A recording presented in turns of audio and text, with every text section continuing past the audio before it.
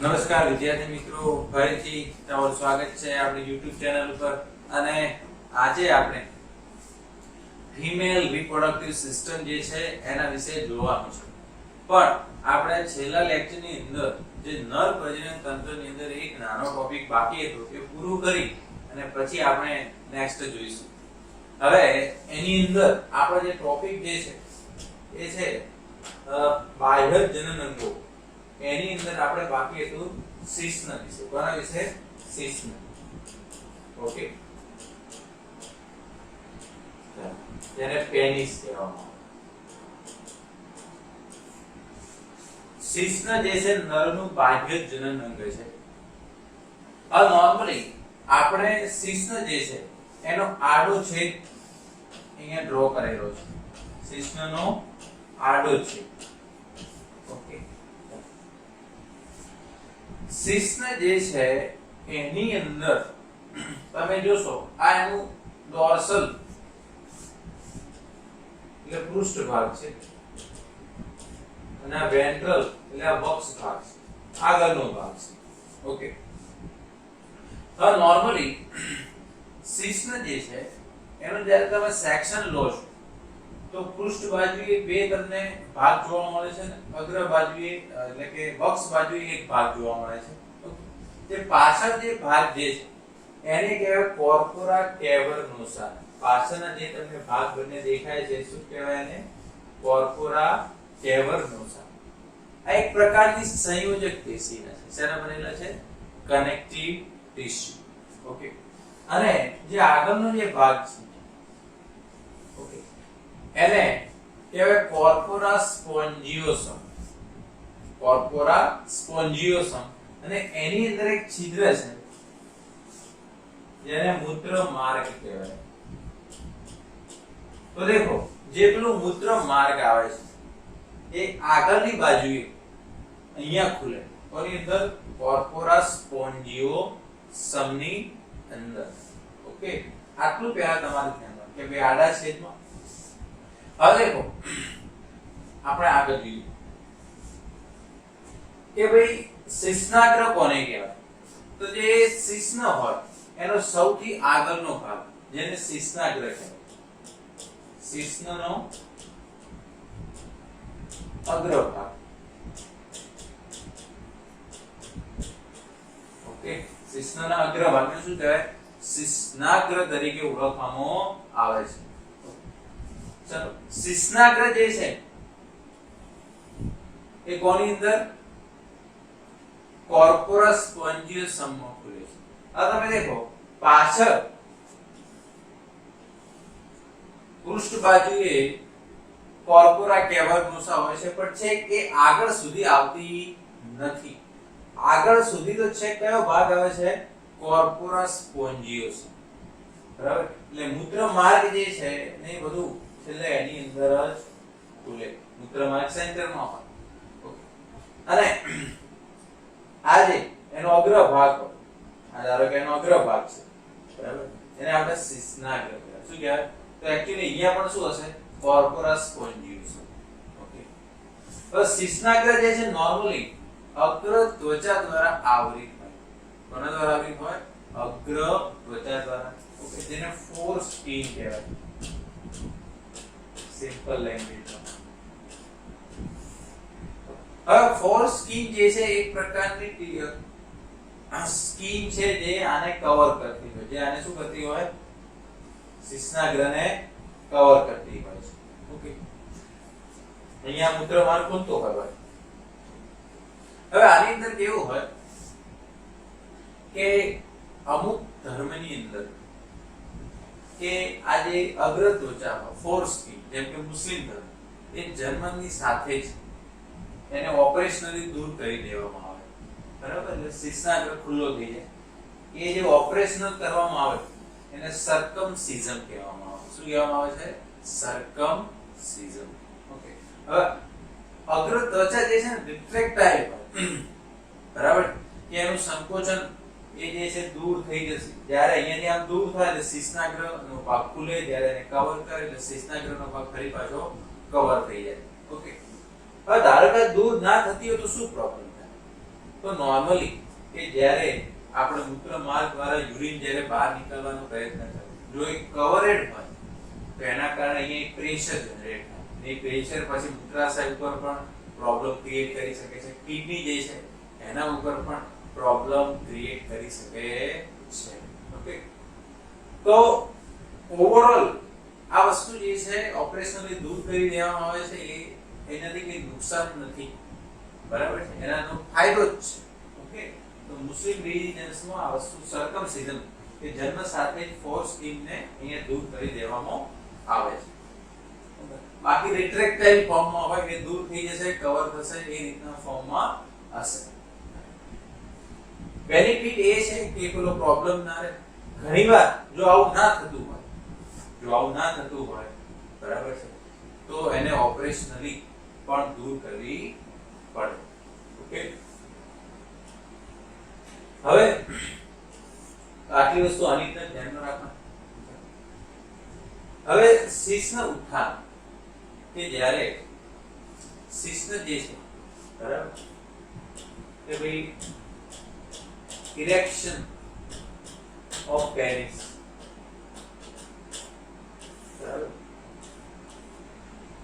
શીર્ષના ઉત્થાન છે એની અંદર કયા પ્રકારનું સિસ્ટમ કામ કરે? તો એની અંદર પેરાસિમ્પેથેટિક નર્વસ સિસ્ટમ કામ કરે. પેરાસિમ્પેથેટિક નર્વસ સિસ્ટમ આની અંદર કામ કરે. વીર્ય સ્ખલન, જ્યારે વીર્ય સ્ખલનનું કામ કરવાનું હોય ત્યારે સિમ્પેથેટિક નર્વસ સિસ્ટમ કામ કરે. ઓટોનોમિક નર્વસ સિસ્ટમ જ કામ કરે, બરાબર. એકની અંદર અનુકંપી કામ કરે અને બીજાની અંદર પરાનુકંપી કામ કરશે. ઓકે, આ વસ્તુ પણ તમારે ધ્યાનમાં કે ભાઈ શીર્ષના ઉત્થાનમાં પેરાસિમ્પેથેટિક નર્વસ સિસ્ટમ, વીર્ય સ્ખલનમાં સિમ્પેથેટિક નર્વસ સિસ્ટમ જે છે એ કામ કરશે. તો ઓવરઓલ શીર્ષનું કામ પણ એ છે બાહ્ય જનનાંગ છે કે નોર્મલી યુરિન જે છે એને બોડીની બહાર નીકાળવામાં મદદ કરે. બીજું કે શીર્ષના જે છે એ વીર્યને માદાના યોનિક માર્ગ જે છે એની અંદર ઠલાવવામાં પણ ઉપયોગી છે. એનું એક મેઇન ફંક્શન છે. ઓકે, હવે આપણે જોવાનું છે ફિમેલ રિપ્રોડક્ટિવ સિસ્ટમ. તો આની અંદર તો તમને ખ્યાલ આવી ગયો. આ આપણે છેદ લીધેલો, બરાબર. છેદ લો તો પૃષ્ઠ બાજુએ બે સંયોજક પેશી જોવા મળે, કોર્પોરા કેવર્નોસા. બોક્સ બાજુએ જે હોય કોર્પોરા સ્પોન્જિયોસા. ઓકે, હવે આપણે જોવાનું છે ફિમેલ રિપ્રોડક્ટિવ સિસ્ટમ, બરાબર છે, માદા પ્રજનન તંત્ર. સૌથી પહેલું માદા પ્રજનન તંત્રમાં કોનો સમાવેશ થાય છે એનું આપણે ડિસ્કશન કરેલું છે, તો પણ આપણે જોઈ લઈએ. સૌથી પહેલું ફિમેલ રિપ્રોડક્ટિવ સિસ્ટમ જે છે નિતંબ પ્રદેશમાં આવેલું છે.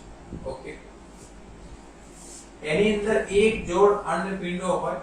હવે તમને ખ્યાલ છે અંડપિંડ જે છે પ્રાઇમરી પ્રજનન અંગ છે, પ્રાઇમરી સેક્સ ઓર્ગન કહેવાય.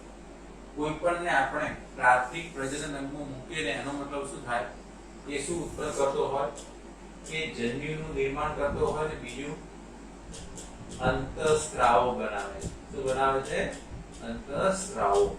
Okay, hormones.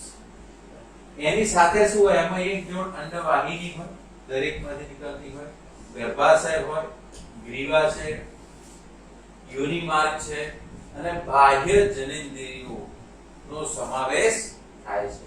ઓકે, એના સિવાય એક જોડ સ્તન ગ્રંથિઓ છે એ પણ આ દ્વિતીય પ્રજનન અંગની અંદર આવશે. તો અહીંયાથી લઈ ને અહીંયા સુધી જે પણ છે એ બધા સેકન્ડરી સેક્સ્યુઅલ ઓર્ગનમાં આવશે. આ બધા કોઈ અંડકોષ તો બનાવતા નથી, અંતઃસ્રાવ પણ બનાવશે નહીં, પણ એ શું કરે? પ્રજનનમાં મદદ કરે કે કોઈની અંદર જન્યુનું ટ્રાન્સપોર્ટેશન થતું હોય, કોઈ જગ્યાએ સ્થાપન થતું હોય, ટૂંકમાં પ્રજનનની અંદર એ બધા શું કરે? હેલ્પ કરે. ઓકે, તો સ્તન ગ્રંથિઓ પણ એની અંદર આવી ગયું. ઓકે, देखो આમાંથી આ તમામ અંડકોષપાદ देखो તો અંડકોષપાદ જે થાય અંડપીંડમાંથી, તો સૌથી પહેલા અંડકોષપાદ જે છે અંડપીંડમાં થાય. બરાબર. ફલન જે છે અંડવાહિનીમાં થાય, બરાબર. ગર્ભધારણ જે છે ગર્ભાશયમાં થાય. જન્મ જે છે એ ભાઈ યોનિ માર્ગ ને એની મદદથી થાય, બરાબર. બાળ સંભાળ મસ્તન ગ્રંથિ જે છે એ મદદ કરે. ઓકે, તો બધાની આ જે છે એ ઓવરઓલ આનું ફંક્શન ડાયાગ્રામમાં જોઈ લઈએ આ બધી વસ્તુ. ઓકે, એ ડાયાગ્રામમાં આપણે જે આપેલું છે, ઓકે, ડાયાગ્રામમાં તમને ઓલ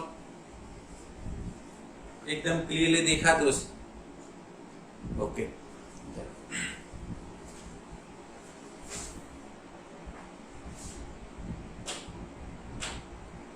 દેખો ફીમેલ રિપ્રોડક્ટિવ સિસ્ટમ જે છે અહીંયા આપેલું છે. હવે દેખો સૌથી મેઇન કે ભાઈ અહીંયા આ શું આપેલું છે, અંડપિંડ નું દર્શાવ્યું. ઓકે, અંડપિંડ બે આપેલા છે. ઓકે, પછી તમે જોશો આ અંડવાહિની છે. આ શું છે? અંડવાહિની પેલી બાજુ પણ છે. ઓકે, દરેક ના આપણે ભાગ જોવાના છે. અંડવાહિની જે છે એની અંદર તમે જોશો કે એનો આગળનો ભાગ હોય જેને અંડવાહિની જીવાપ કહેવાય. જે આગળનો ભાગ દેખાય ને એને કહેવાય અંડવાહિની જીવાપ. પછી અહીંયા પહોળો ભાગ છે જેને તુંબિકા કહેવાય. અને પછી જે ભાગ ગર્ભાશય સાથે જોડાય છે એને ઇથમસ કહેવાય. ત્રણ ભાગ ભેગા થઈને અંડવાહિની બનાવે. પછી ડાયરેક્ટ ગર્ભાશયમાં ગયો. આ આખો ભાગ કયો આવી ગયો? ગર્ભાશયનો. ઓકે, આ ઉપરનો ભાગ છે. ગર્ભાશયમાં પાછા ત્રણ લેયર હોય. સૌથી અંદરનું એન્ડોમેટ્રિયમ, વચ્ચેનું માયોમેટ્રિયમ અને સૌથી બહારનું પેરીમેટ્રિયમ. ઓકે, ગર્ભાશયની આગળ ગ્રીવા હોય, એના આગળ ગ્રીવા નલિકા હોય. પછી શું આવી ગયું? યોનિનો સમાવેશ થઈ ગયો. આ જ વસ્તુ જે છે આ બહારથી દેખાડેલી છે.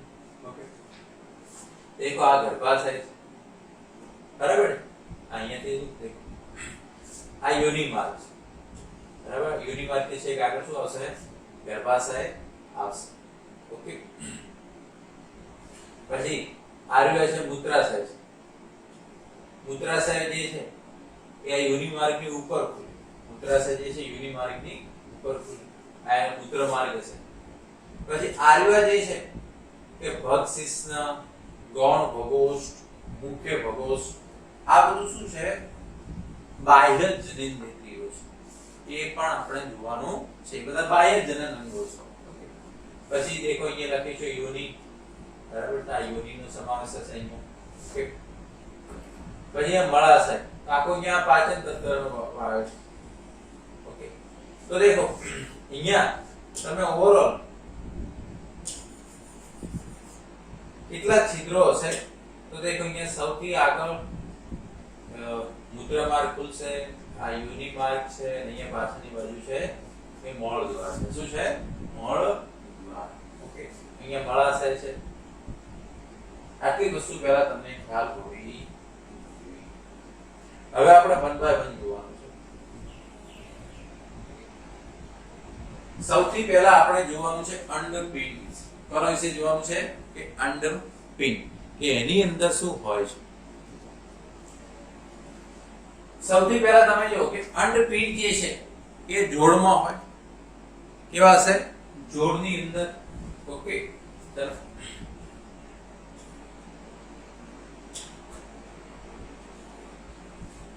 અંડપિંડો જે છે માદા જનન કોષો, અંડકોષ અને ઘણા સ્ટીરોઇડ હોર્મોન, અંડપિંડીય હોર્મોન ઉત્પન્ન કરતા મુખ્ય જાતિ અંગો કયા હોર્મોન છે? તમને ખ્યાલ છે? ઇસ્ટ્રોજન છે, પ્રોજેસ્ટેરોન છે. ઓકે, પછી બીજા હોર્મોનની પણ વાત આવશે, પણ બે મેઇન હોર્મોન તો તમને ખ્યાલ છે. ઓકે, સૌથી પહેલું એનું લોકેશન. અંડપિંડ જે છે ઉદરના નીચેના ભાગે દરેક બાજુએ એક એક ગોઠવાયેલા. બરાબર, ઉદર હોય એની લેટરલ સાઈડ, બરાબર, સાઈડમાં આપણે બોડીથી જેમ જેમ દૂર જઈએ એટલે લેટરલ સાઈડ કહેવાય. બરાબર, પાસો બાજુ. તો ઉદરના દરેક નીચેના ભાગે દરેક બાજુ એક એક ગોઠવાયેલ હોય છે. હવે દેખો દરેક જે અંડપિંડ હોય 2 થી 4 સેન્ટીમીટર લાંબુ હોય, અને જે નીચેની દિવાલ તેમજ ગર્ભાશયની દિવાલ સાથે અસ્થિબદ્ધ દ્વારા એ સંપર્કમાં હોય છે. એ જો ડાયાગ્રામ હોય દેખ આઈ થિંક તમને આ વસ્તુ ક્લિયરલી દેખાતી હશે. ચલો તે અસ્થિબદ્ધ આમાં છે ક્યાં? આ છે અનપિંડ. ઓકે બરાબર. હવે અહીંયા દેખો આર્ય ગર્ભાશય છે. આર્ય શું છે? ગર્ભાશય. તો આ જેના દ્વારા જોડાયેલું છે અસ્થિબદ્ધ. તો અસ્થિબદ્ધ જે છે એક્ચ્યુઅલી ગર્ભાશયનો ભાગ છે. કોનો ભાગ છે? ગર્ભાશયનો ભાગ છે. ઓકે આ દેખો આ આટલું જેટલું પણ આ તમને દેખાય છે આખો ભાગ બરાબર. આખો ગર્ભાશયનો જ ભાગ છે. જેટલું તમને આજુબાજુના ભાગ દેખાય છે આખું શું છે? ગર્ભાશય બરાબર. અંડપિંડ તો ખાલી આટલું છે. આર્ય તો અંડવાહિની છે બરાબર. તો અસ્થિબદ્ધ દ્વારા અહીંયા જોડાયેલું આટલું પહેલા તમને ખ્યાલ હોવું. હવે એ લખ્યું છે દરેક અંડપિંડ પાતળા અધિચ્છદીય આવરણ દ્વારા આવરિત હોય છે. ઓકે તમે કોઈ પણ અંડપિંડ હોય બરાબર તમે એને જુઓ તો સૌથી બહાર એ પાતળું અધિચ્છદીય આવરણ બરાબર. અંડપિંડની સૌથી બહાર એકદમ પાતળું અધિચ્છદીય આવરણ હોય જે અંડપિંડીય આધારકને આવરે. એની અંદરનો આખો જે વિસ્તાર હોય આ સૌથી બહારનું જે છે આપણે એને અંડપિંડીય અધિચ્છદીય. અંદરનો આખો વિસ્તાર શું કહેવાય? આધારક કહેવાય. શું કહેવાય? સ્ટ્રોમ. હવે અંદરનો વિસ્તાર પાછો બે ભાગમાં વહેંચાયેલો હોય બરાબર. એક બાહ્યક અને બીજું એને જો આપણે થોડો ડાયાગ્રામ અહીંયા આપેલો હોય તો જોઈ લઈએ.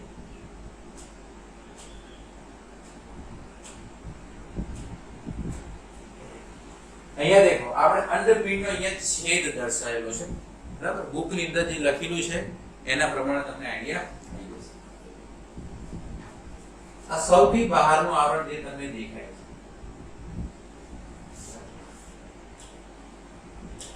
આ અધિચ્છદીય સ્તર. એક જ પાતળું સ્તર હોય બરાબર. નોર્મલી આ ઘનાકાર અધિચ્છદ સરળ ઘનાકાર અધિચ્છદ પેશી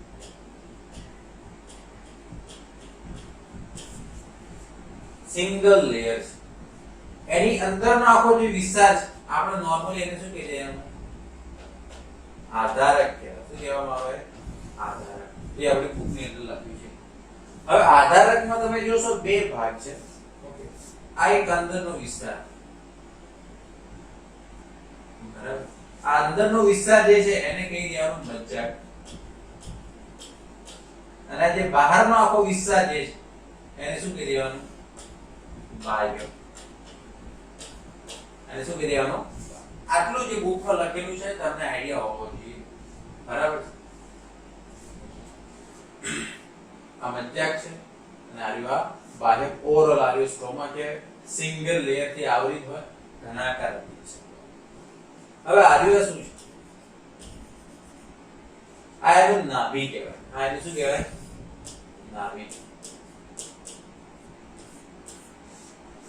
હવે આ જે ભાગ જે છે ને જ્યાં આગળ નોર્મલી અહીંયા શું હોય કે અંડપિંડની અંદર જે રુધિર વાહિનીઓનો સપ્લાય હોય એટલે કે ધમની એન્ટર થતી હોય, શિરા બહાર નીકળતી હોય, પછી ચેતાતંત્ર હોય જે છે એની એન્ટ્રી હોય બરાબર છે, લસિકા તંત્ર હોય એની એન્ટ્રી હોય. તો જે પણ આવું અહીંયાથી એન્ટર થતું હોય બરાબર કે એની અંદરથી રુધિર વાહિનીઓ બરાબર એની અંદર શું જોવા મળે? રુધિર વાહિનીઓ એની અંદરથી દાખલ થતી હોય, દાખલ પણ થાય અને બહાર પણ નીકળે. ચેતાતંત્ર અહીંયાથી દાખલ થતું હોય, બહાર નીકળતું હોય. જે પણ લસિકા વાહિનીઓ હોય એ પણ અહીંયા એન્ટ્રી અને એક્ઝિટ આના દ્વારા થતી હોય. તમે દેખો અહીંયાથી જે પણ બ્લડ વેસલ ને બધું એન્ટર થતું હોય એ બધું મજ્જાકમાં હોય. કયા વિસ્તારમાં હોય? મજ્જાક એરિયામાં હશે. અને આપણે જે અસ્થિબદ્ધની વાત કરી એ અહીંયાથી પછી અસ્થિબદ્ધ સાથે જોડાયેલું. કોની સાથે જોડાયેલું હોય? અસ્થિબદ્ધ. આ બધું શું છે એ આપણે વાત કરીશું ધીરે ધીરે, બરાબર? અને પીન આપણે એકદમ ડિટેલની અંદર જોવાનું છે. ઓકે, તો અહીંયા સુધી તમને બધાને ક્લિયરલી ખ્યાલ આવી ગયો છે. હવે આપણે જોઈએ આગળ.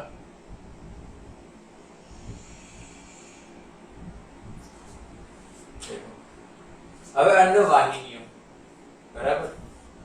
અંડવાહિની કે ગર્ભાશયની નળી. ગર્ભાશયને યુનિમાર્ગ મળી અને માતા સહાયક નલિકાઓ બરાબર. અંડપિંડના પરિઘ વિસ્તારથી ગર્ભાશય સુધી લંબાયેલી દરેક અંડવાહિની ગર્ભાશયની નળી 10 થી 12 સેન્ટીમીટર લાંબી હોય. બરાબર? જે પણ અંડપિંડ એમાંથી આ અંડવાહિની અહીંયા આ રીતે નીકળતી હોય, અહીંયા આ રીતના ફીબરી ભરતું હોય, ફીબરી. ઓકે, અહીંયા ગર્ભાશય, આખો શું છે? ગર્ભાશય. એની અંદર આ ખુલતી હોય. ઓકે, તો એની લંબાઈ કેટલી છે? 10 થી 12 સેન્ટીમીટર. ઓકે, બીજું એના દરેક ભાગની વાત કરી. અંડપિંડની નજીક રહેલો ગળણી આકારના ભાગને અંડવાહિની દિવાલ કહેવાય. આ ભાગને શું કહેવાનું? અંડવાહિની દિવાલ. જે ગળણી જેવો ભાગ છે. અંડપાદ બાદ મુક્ત થતા અંડકોષને એકત્રિત કરવામાં શું કરે? મદદ. હવે અંડપિંડ જે છે એ તો અંડકોષ બનાવે, બરાબર? તો જ્યારે અહીંયાથી મુક્ત થાય એટલે અહીંયા આવે, બરાબર? તો એને એક્સેપ્ટ કરવામાં, ગ્રહણ કરવામાં શું કરે? નોર્મલી એનો કોન્ટેક્ટ હોતો નથી પણ એ કેચ કરે એવું સ્ટેજ છે. ઓકે, હવે દેખો અંડકોષ જે છે એ દ્વિતીય પૂર્વ અંડકોષ સ્વરૂપે હોય. તો આપણે એવું કહેવાનું કે ભાઈ અંડપાદ દરમિયાન એ કોને ગ્રહણ કરવામાં મદદ કરે? અંડકોષ પ્રોપર શબ્દ નથી, આપણે એને કહેવાય દ્વિતીય પૂર્વ અંડકોષ એવું. બરાબર? આ બધું શું છે? જેમ આપણે શુક્રકોષમાં આવે પ્રાથમિક પૂર્વ શુક્રકોષ, દ્વિતીય પૂર્વ શુક્રકોષ, એમ અંડકોષની અંદર પણ આવે. બરાબર? પ્રાથમિક પૂર્વ અંડકોષ આવે, દ્વિતીય પૂર્વ અંડકોષ આવે, પછી અંડકોષ આવે. બરાબર? તો અંડકોષ આના પછી બનશે. તો અહીંયા જે એક્સેપ્ટ કરે, અહીંયાથી જે મુક્ત થાય એ અંડકોષ ડાયરેક્ટ રિલીઝ ના થાય, દ્વિતીય પૂર્વ અંડકોષ રિલીઝ થાય. એટલે એ પ્રોપર રહેશે. કારણ કે એક્ઝામમાં ઘણીવાર પૂછાય છે કે ભાઈ ફીબરી જે છે એ કોને ગ્રહણ કરે? તો દ્વિતીય પૂર્વ અંડકોષ. એવું તમારે લખવું પડે. પછી તમે જોશો અંડવાહિની દિવાલ એ તુંબિકા તરીકે ઓળખાતા અંડવાહિનીના પહોળા ભાગમાં અહીંયાથી એકદમ પહોળો ભાગ આવી ગયો, જેને શું કહેવાય? તુંબિકા કહેવાય. ઓકે, અંડવાહિનીનો અંતિમ ભાગ ઇથમસ જે સાંકડું પોલાણ ધરાવે ને ગર્ભાશય છે. હવે દેખો અહીંયા ગર્ભાશય છે, હવે અહીંયા એકદમ સાંકડું પોલાણ ધરાવે છે, આ ઇથમસ છે. તો તમને એક્ઝામમાં પૂછાય કે અંડવાહિનીનો કયો ભાગ ગર્ભાશય સાથે જોડાયેલો હોય? તો ઇથમસ કહેવાય. તો એનો ઇથમસ. ઓકે, હવે જ્યારે ફલન પ્રક્રિયા થાય એટલે શુક્રકોષો જે છે ને એને અહીંયા આવવું પડે. તુંબિકા ઇથમસ જોડાણ સ્થાને આવવું પડે. આ જે દ્વિતીય પૂર્વ અંડકોષ છે એ પણ અહીંયા આવે અને શુક્રકોષોનું જો ફલન કરવાનું હોય તો અહીંયા સુધી એને આવવું પડે. હંમેશા યાદ રાખવાનું, એક્ઝામમાં પૂછાય કે નરજન્યુ અને માદાજન્યુનું જોડાણ કઈ જગ્યાએ થાય? તો જવાબ આવે તુંબિકા ઇથમસ જોડાણ. તુંબિકા ઇથમસ જોડાણ સ્થાને એમની વાત. ઓકે, આ જ વસ્તુ અહીંયા આપેલી. ઓકે,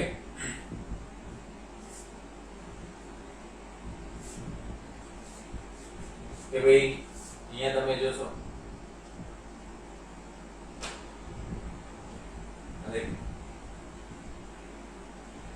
ત્યાંથી આ સાંકડો ભાગ ભાગ જે છે અહીંયા દેખાડેલા આપણને ડિપેન્ડ છે આ રહ્યો અસ્થિબદ્ધ શું છે અસ્થિબદ્ધ ઓકે હવે આપણે જોઈએ ગર્ભાશય તરફ ઓકે એ ગર્ભાશય કોને કહેવાય બરાબર યુટેરસ કહેવાય ઇંગ્લિશમાં એને શું કહેવામાં આવે છે યુટેરસ તરીકે ઓળખવામાં આવે છે ઓકે હવે દેખો યુટેરસ જે છે ગર્ભાશય એની અંદર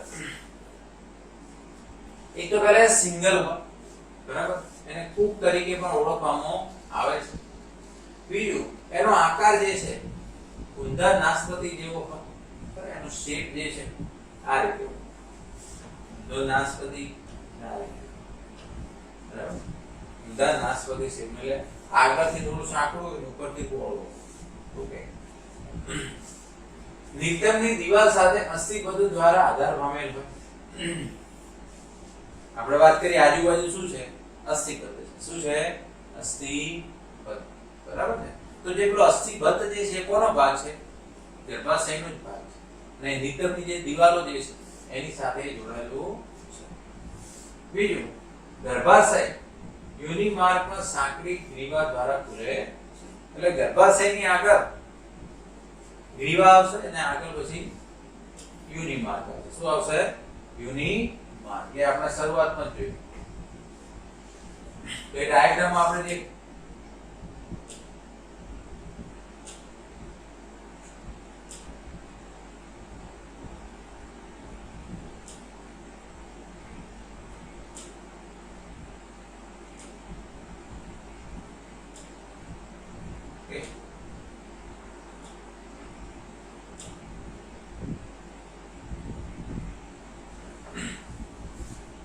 देखो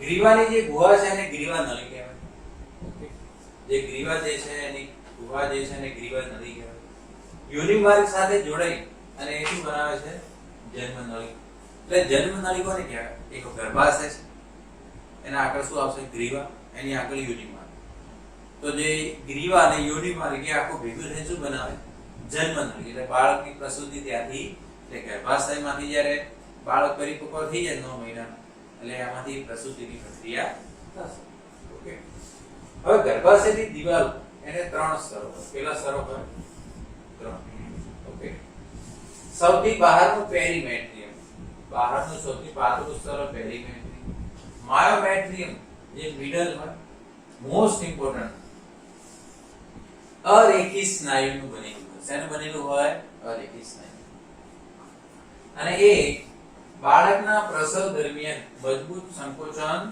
ધરાવે હવે દેખો અરેખી સ્નાયુ હોય એના ઉપર જે આપણને ખ્યાલ છે ઓક્સિટોસિન હોર્મોન કામ કરે કોણ કામ કરે ઓક્સિટોસિન ને પ્રસૂતિની પ્રક્રિયાને સરળ બનાવશે ઓકે એન્ડોમેટ્રિયમ સૌથી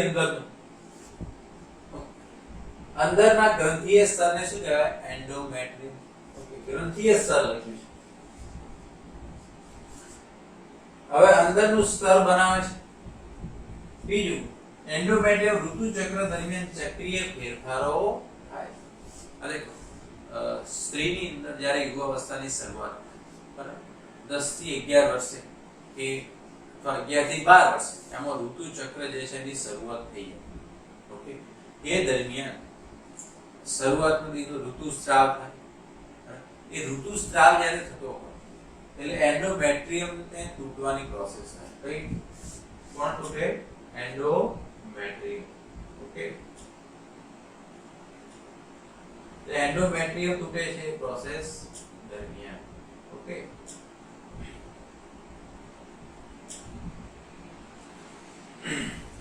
તો એ ચક્રીય ફેરફાર એનું પણ હજુ ડિટેલમાં આવશે પણ આટલું પહેલા બેઝિક તમને ખ્યાલ હોવું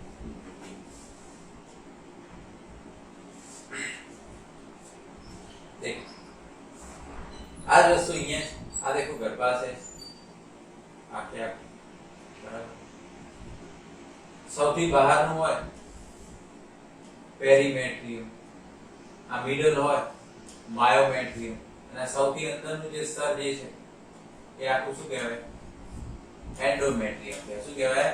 એન્ડોમેટ્રિયમ. ઓકે.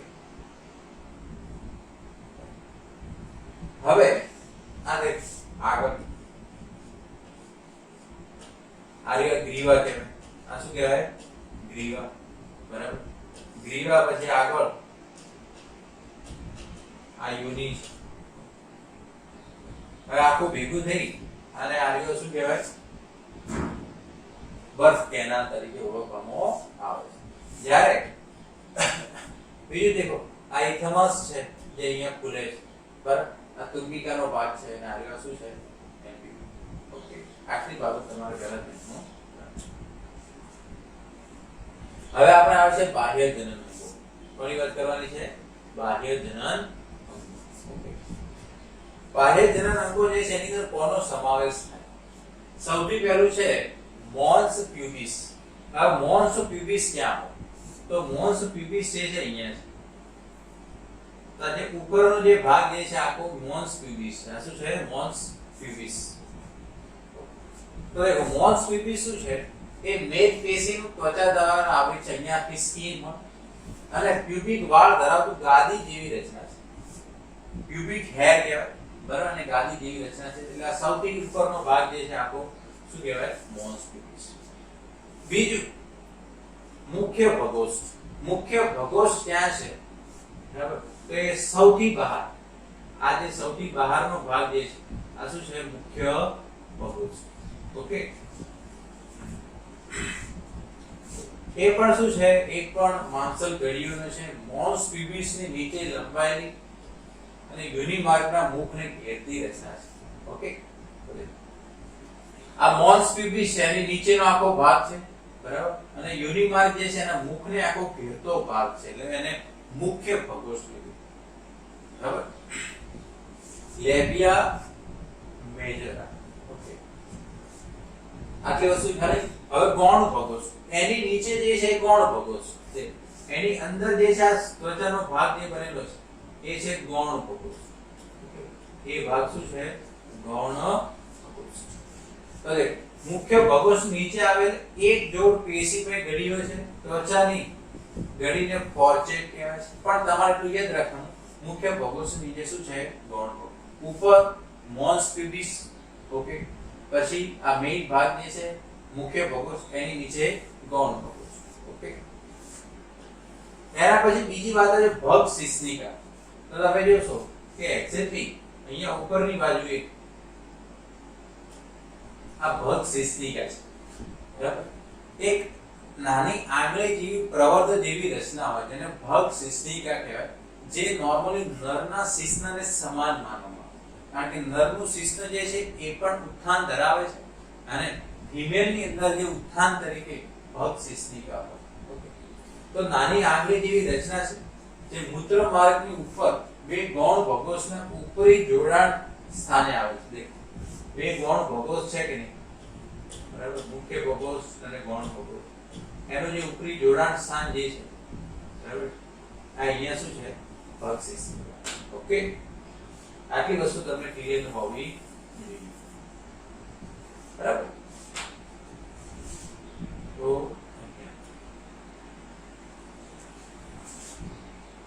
લખન કે નરના શિશ્નને સમાન માનવામાં આવે છે. હવે આના પછી છે કે ભાઈ યોનિ પટલ શું છે? યોનિ પટલ કોને કહેવાય? બરાબર. તો કે ભાઈ યોનિ માર્ગની આગળ આવેલું એને શું કહેવાય? યોનિ પટલ. એને કયા નામ તરીકે ઓળખવામાં આવશે? યોનિ પટલ. યોનિ માર્ગનું મુખ જે છે એ કલા દ્વારા આવરિત હોય જ્યારે યોનિ પટલ કહેવાય. શું કહેવામાં આવે? યોનિ પટલ. હવે યોનિ પટલ હોય એ પ્રથમ મૈથુન અથવા સમાગમ દરમિયાન તૂટે છે. એટલે યોનિ માર્ગ છે એની આગળ એક લેયર હોય મેમ્બ્રેન. બરાબર. તો એ જ્યારે સમાગમ દરમિયાન એ તૂટવાની પ્રોસેસ થતું.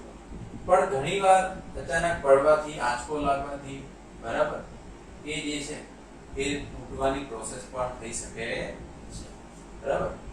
તો અમુક રમતો હોય જેમ કે ઘોડેસવારી, સાયકલ સવારી, બરાબર, એમાં સક્રિય રીતે ભાગ લેવાથી પણ એના ઉપર પ્રેશર પડી શકે છે અને તૂટી શકે છે. બીજું યુનિટેમ્પોરલ અહીંયા એક લખ્યું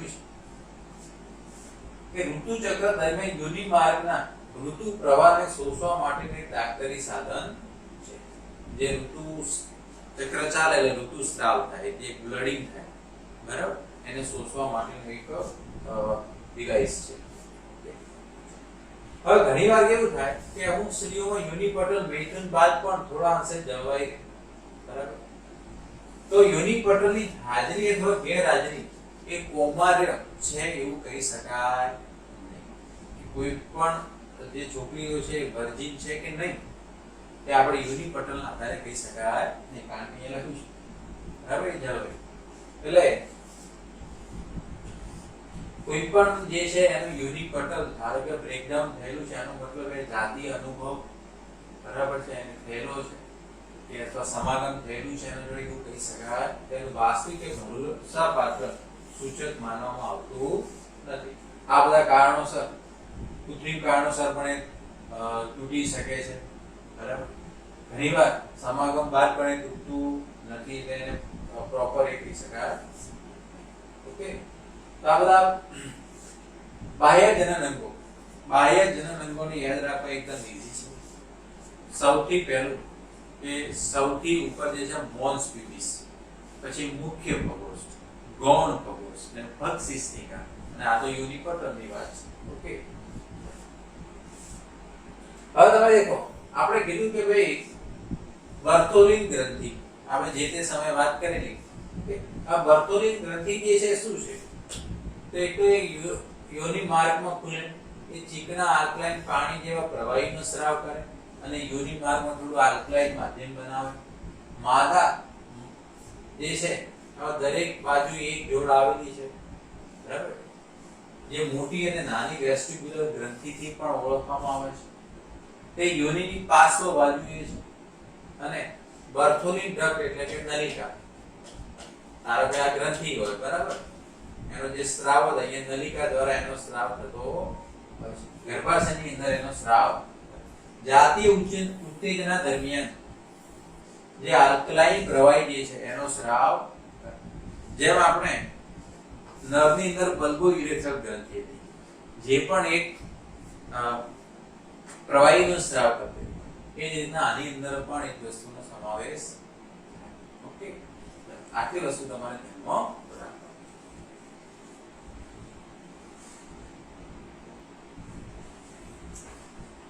ઓકે, હવે આપણે ખાલી બાહ્ય જનનાંગો જે છે એની અંદર ખાલી સ્તન ગ્રંથિ છે એના વિશે બાકી. ઓકે, એની પહેલા આપણે કે ભાઈ અંડપિંડ જે સ્થાનની આપણે વાત કરી, બરાબર, કે એની અંદર દેખો, એ ધારો કે આપણા અંડપિંડ શું છે? અંડપિંડ. ઓકે, હવે અંડપિંડ જે છે આ એનો નાભી, એટલે આ ધારો કે અસ્થિબદ્ધ છે, આ અંડપિંડ છે. એ અહીંયા આ લિગામેન્ટ સાથે જોડાયેલું. પેલું મોટું જે લિગા આ અસ્થિબદ્ધ છે, લિગામેન્ટ આ બ્રોડ લિગામેન્ટ.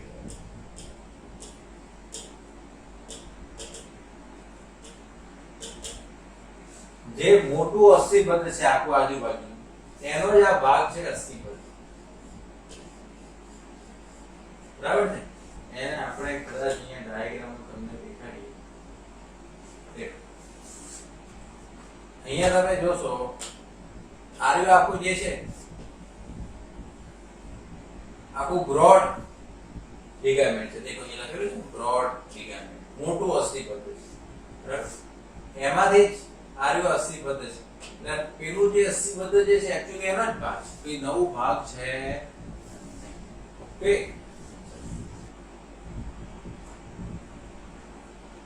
એ બાબત તમારે થોડી ધ્યાનમાં રાખવાની.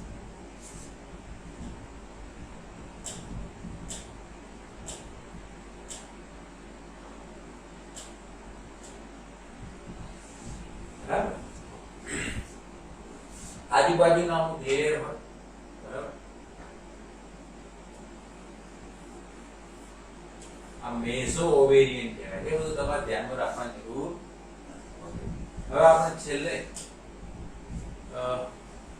જે સ્તન ગ્રંથિ જે છે એના વિશે જોવાનું છે કે એની અંદર એ પણ એક બાહ્ય જનન જે છે એની અંદર એનો સમાવેશ થાય છે. ઓકે, देखो क्रियाशील स्तन ग्रंथि એ સસ્તનોની બધી જ માદાઓની લાક્ષણિકતા છે. ઓકે, માદાની અંદર એ ફંક્શનલ હોય, બેનની અંદર એ ક્રિયાશીલ હોતી નથી. સ્તન ગ્રંથિ જે છે ગ્રંથિમાં પેશીઓ અને ભિન્ન માત્રામાં ચરબી ધરાવતી જોડમાં આવેલ રચના છે. જોડમાં હોય તમે અહીંયા દેખશો કે અહીંયા મેદ ચરબી હોય એની અંદર, બરાબર છે. ઓકે, પ્રત્યેક સ્તન ગ્રંથિ પેશી હોય એ 15 થી 20 સ્તન ખંડો. આની અંદર કેટલા ખંડો જોવા મળે? 15 થી 20, બરાબર. અહીંયા તમે જોઈ શકો અહીંયા આ એક ખંડ હોય, બે ખંડ હોય, ત્રણ એવા કેટલા ખંડો હોય? 15 થી 20 ખંડો હોય. ઓકે, તેને સ્તન ખંડો કહેવાય. બરાબર, તો અહીંયા બધું લખેલું છે સ્તન ખંડો. ઓકે, લેબલિંગ જોતા રહેવાનું સાથે સાથે. જે કુપિકાઓ તરીકે ઓળખાતા કોષોનો સમૂહ. આ દરેક ખંડની અંદર તમે જોશો આ નાના નાના કોષો જોવા મળે, કપ જેવી રચના ધરાવે સ્તન કુપિકાઓ કહેવાય. બરાબર. ઓકે, કુપિકાના કોષો દ્વારા સ્રવતું દૂધ ને કુપિકાના પોલાણ એટલે ગૃહમાં સંગ્રહ. આ જે કોષો છે એ દૂધ હોય એનો સ્રાવ કરે છે, એમ અહીંયા શું થાય? સંગ્રહ થાય. શું થાય? સ્ટોરેજ થશે.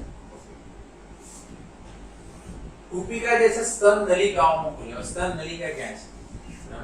હવે આ ખંડ છે, આ બધા કોષો છે, બરાબર. અહીંયા જે સ્તન નલિકા નીકળી, સ્તન નલિકા. દરેક ખંડોમાંથી શું નીકળી? સ્તન નલિકા નીકળી. શું નીકળી? સ્તન નલિકા. એટલે મિલ્ક એની અંદર દરેક ખંડની જે નલિકાઓ ભેગી મળી એટલે સ્તન નલિકા બનાવે. શું બનાવે? દરેક ખંડ જે છે એ નલિકાઓ ભેગી થઈ અને શું બનાવે? સ્તન નલિકા. ઓકે, ચલો આ વસ્તુ અહીંયા લખેલી. હવે ઘણી બધી સ્તન નળીઓ ભેગી થાય એટલે સ્તન તુંબિકા બનાવે, જે દૂધ નળી સાથે જોડાય. કોની સાથે જોડાયેલી છે? જેના દ્વારા દૂધ જે છે એ શોષવાથી એ બોડીની બહાર નીકળશે. તો સ્તન ગ્રંથિ જે છે એક પ્રકારની રૂપાંતરિત પ્રસ્વેદ ગ્રંથિ છે. પ્રસ્વેદ આપણે જે પરસેવા માટેની ગ્રંથિ છે એને રીતે જે પેક્ટોરિયાલિસ મેજર મસલ ની ઉપર તરફ આવેલી છે, એની નીચે જે મસલ્સ છે એની વાત કરેલી છે. હવે તમે ઓવરઓલ એનો પાથવે દેખી લો.